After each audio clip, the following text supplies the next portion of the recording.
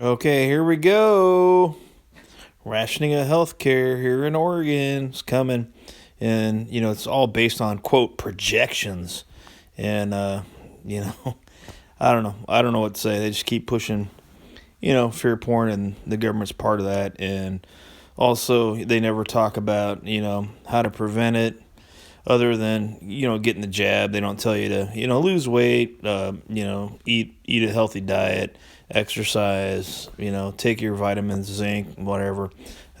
Anyway, check this out, and heads up Oregon.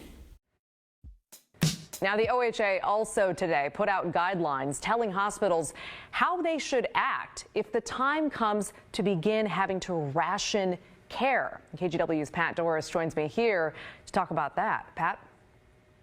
Well, Maggie, it's kind of chilling to think that they need to do this, but the fact is that even though Omicron gives a milder case for a lot of people of the coronavirus, that there'll be enough people, because it's going to be a huge swath of folks getting infected, there'll be enough in that small category that get very, very sick that the hospitals could be overrun. It could be a huge problem.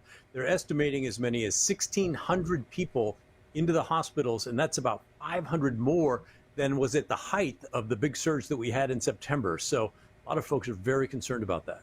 Yeah, understandably so. Can you tell us more about, these guidelines and how they would help if that situation does come to fruition?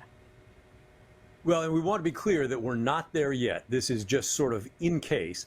But if a hospital is full and all the hospitals are full and there's no place to send other patients, and for example, they don't have enough ventilators, they don't have enough ICU beds, this sets up a procedure where they will go in and rank the different patients that need this highest level of care.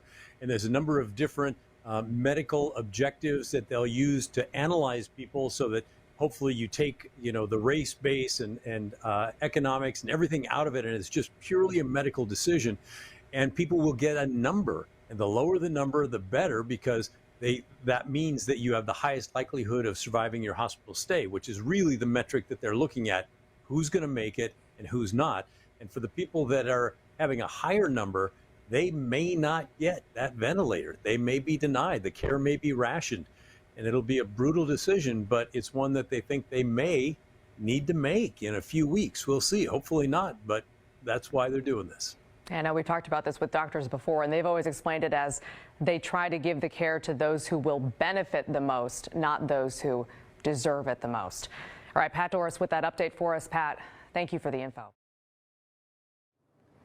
Have you noticed that as everything around you seems to decline, one thing still grows?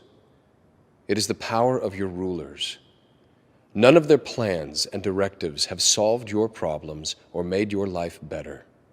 The only result has been their increased control over you at the cost of your freedom. Do you know why? You gave them the power.